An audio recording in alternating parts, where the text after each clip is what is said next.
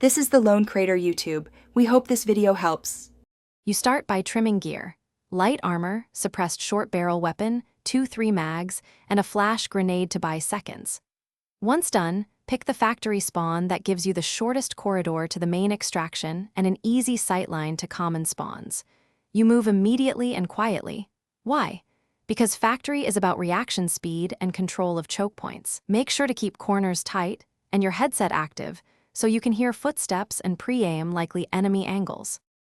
Once inside, you focus on controlling choke zones, the main doorway, the catwalk, and the machinery corner.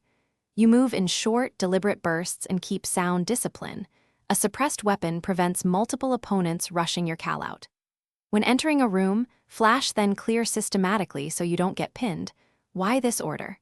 It reduces return fire and gives you split seconds to identify targets. Make sure to check vents and underpasses, because opponents often hide or flank through them.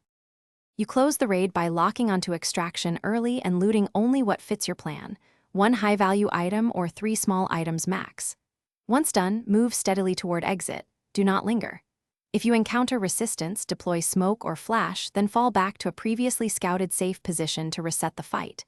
If pinned, break line of sight and reposition rather than trade shots. Why? Preserving time and health wins raids. Troubleshooting tip: if ambushed repeatedly, change spawn selection and use. Thanks for watching. Consider subscribing if we helped you.